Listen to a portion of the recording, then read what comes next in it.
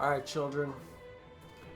Time to gather around the campfire.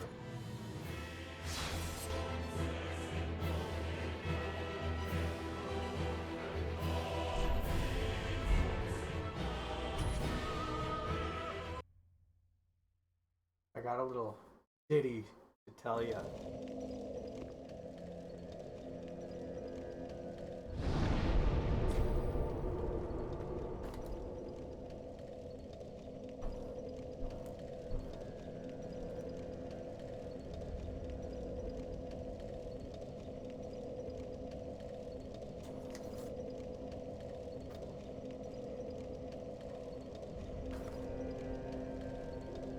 Austin Hyde,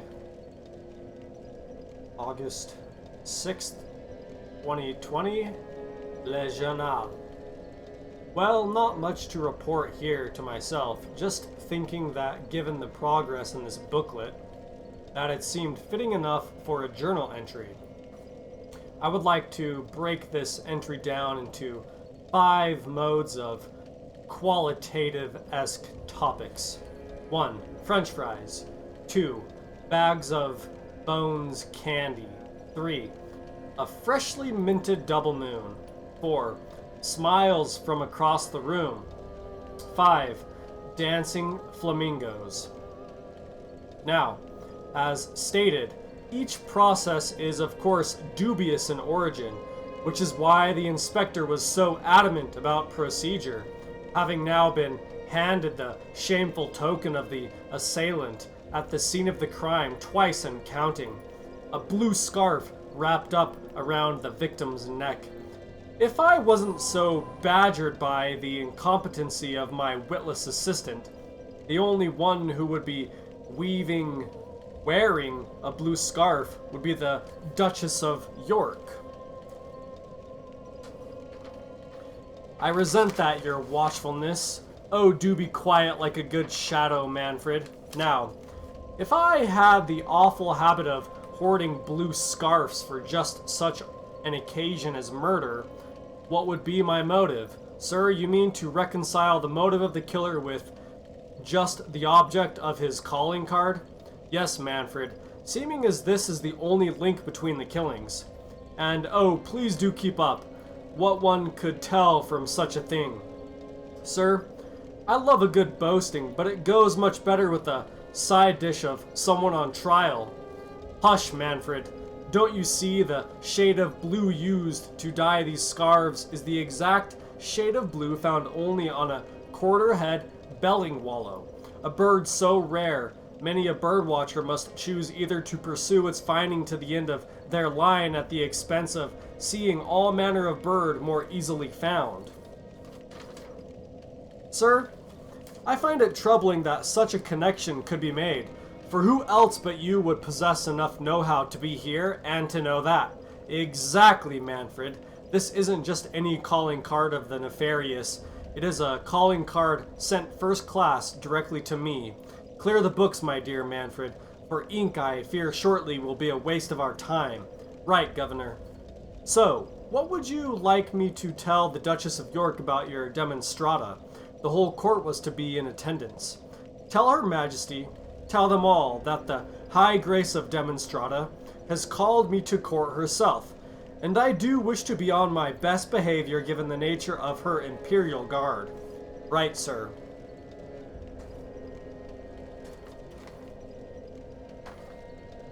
Now, Manfred, had you any idea that the local chapter Bellingstrauss Birdwatchers Society was having an international birdwatchers convention this Saturday?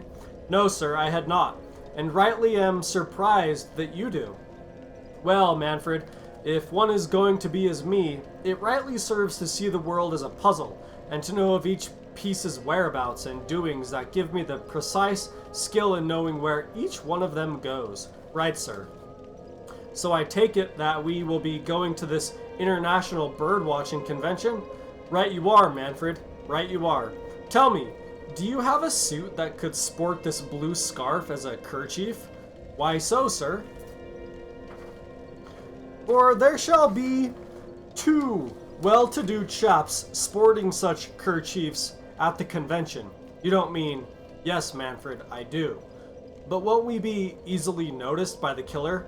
You forget, Manfred. He already knows who we are. Let us see how well our nefarious friend plays Master of Shadow, and us of Namesake. Right, sir. That being, let us bid this scene adieu, and get to acquiring 2 tickets to the convention. A Manfred Handlesworth, and a Sir Amson Hallgrove. I suggest you brush up on your bird know-how, Manfred. We wouldn't want to appear as mere fledglings to the flock now, would we? Right you are, sir. Now, Manfred, I expect you to meet me at the docks this Saturday, 7 o'clock a.m. sharp. I wouldn't be late for the world, sir. Right you are, Manfred. The world is counting on us. Let us at least be on time for her. I would stay busy as well until then, Manfred. It is quite easy to expect a date and to forget the day, only to show up without having gotten there at all. Then let us depart ways, Manfred. Until then, sir. That day, in keeping with his word, Amson left only to continue with the few experiments he had been involved in recently in his spare time, aside from the duty involved with being the most gifted mind to grace the earth. The most gifted mind to grace the earth.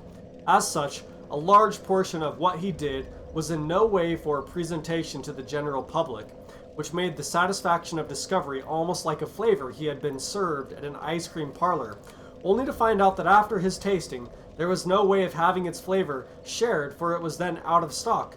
And try as he might to describe its flavor, the only assurance that he got what he was saying to be understood was what could be a response qualitating a myriad of generalities to give validation for a host of qualities that describe ice cream and the tasting process itself. Where then his satisfaction with such things was purely psychological, in that the truth, when found, was like grabbing a hold of an object. Where then in his grabbing onto a thing, no one else could be holding the same object the same way at the same time as he, which meant that the truth of things themselves are when everything is silent, and any reverberation is the general inquiry to more from holding, what is to seek more truth, and then its being that holding what is then being held hasn't satisfied the sensation involved with the notion at hand. Then in this was the notion that anything that holds understands, though when then its understanding is spoken, it is then a general inquiry into understanding what motions things to let go of a truth. Then the flavor that he had tasted is one that is shared, but in its sharing there is no reassurance that it has been tasted. For a thing to motion towards its flavor is then a motion towards misunderstanding its flavor, as then its flavor is compared. What is then motion from its flavor, and it is no longer held. Then in this, anything to understand his work has no way of expressing it to him, for in the expression the stability of truth is then moved.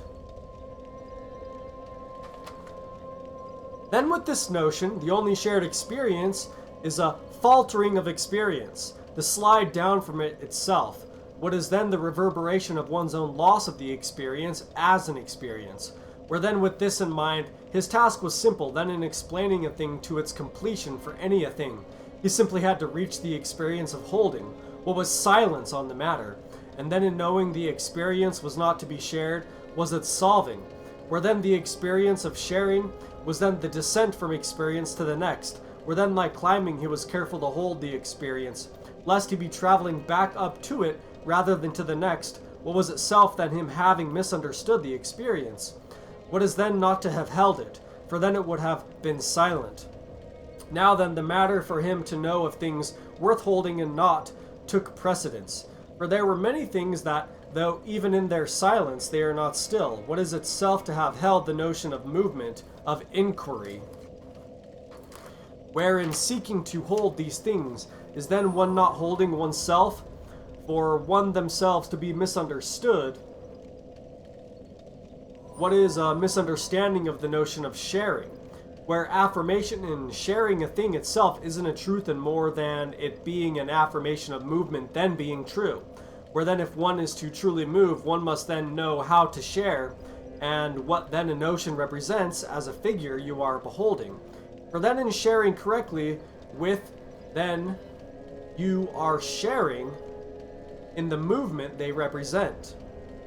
Until then the sharing ceases. What is to then hold their movement as a truth? What then is the end of sharing? Where then the continuance in sharing is one of either being the before, in its having been held unto its silence, in ascent or descent, where inability to know either is then the inability for you to hold yourself, as then this motion is a representation of your movement, in your necessity for its inquiry, then in understanding it as your motion, is then the betterment of it, as then you learn how to hold yourself. Amson had long endured these notions and wondered if any of them were true, though the thought of them not being aptly enough fit into their paradigm, enduring them through the span of time it then took until he was awaiting Manfred at the docks. Best we begin our egregious introductions on the move, Manfred. Nothing like getting bogged down and catching up. Rightly so, sir. I see you managed to scrape together an outfit that will do justly for the kerchief, with a little help from the Mrs., I must profess. Ah, the indomitable Miss Handlesworth. Never far from memory with you, and rightly so, I might add. She is my wife, after all. A bond you have done nothing but to enrich the title, Manfred. You are too kind of my character. What did Miss Hampshire make you for breakfast? For I must request that she make it for you much more often. It has nothing to do with anything of the sort, Manfred. The oh-so-clear smell of the hunt has inspired my sensitivities. Ah yes, I fear its scent has made its way into my olfactory as well. Let us hope that her sweet scent doesn't take our air completely, Manfred, that we follow without an inclination of our higher selves. Right you are, sir.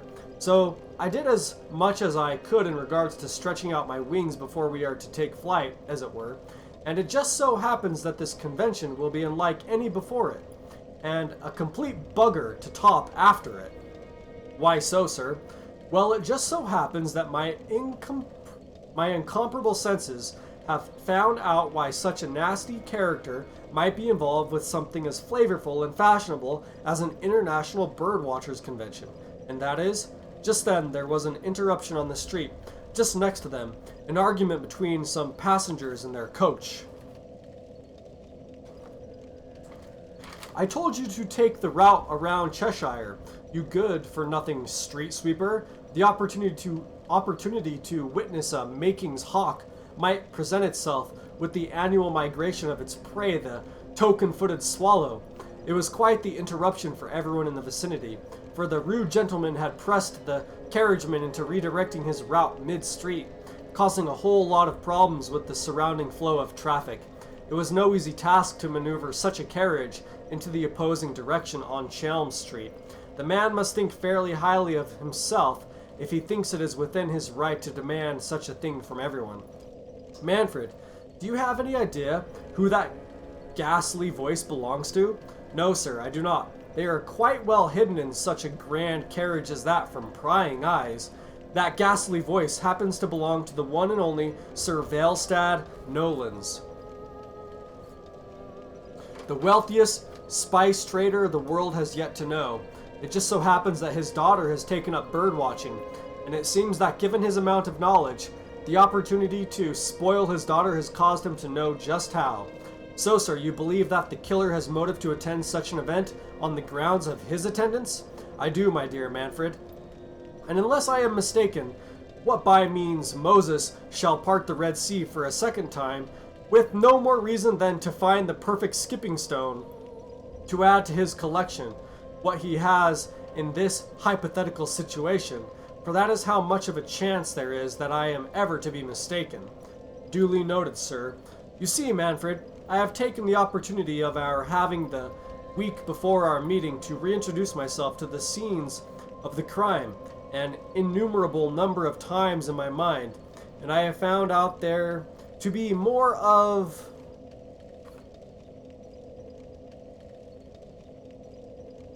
a connection between the scarves, our friend in the shadows, the birdwatching convention, and the Nolan's Empire. What could it be, sir? I have found there to be a parsnip of truth surrounding the notion that the Despicably Honorable Sir Valstad Nolans has in his possession a quarter-head Bellingwallow, another piece to this chess match that will in time prove to be as valuable as the king in bringing an opponent to their game's end. And the importance of those who were murdered? Manfred, when dealing with the ugly, there is hardly any beauty in their dealings. To the murderer, their significance is in their having no significance. That then, the calling card could be as uncalled for as possible. Bastard. Excuse my language, sir. I just find it so hard to believe that someone could do such a thing and still have the will enough to live to still take us on this wild goose chase. The world is as full of as much mud or even more so than its gems, Manfred, and it isn't a wild goose chase as much as it is a wild quarter-headed Bellingwallow chase. Let us do our best to keep such things clear of our feathers, that way we aren't weighed down if ever we need to take off. Sir, pardon my observation, but could we do our best to limit the number of bird references during this case? I do feel it beginning to take away the wind beneath my wings. As long as I get the last one, Manfred, a bird that will hatch as unexpectedly as a heart that skips its beat for all but me. I can't wait, sir. Neither can I, Manfred. To be continued.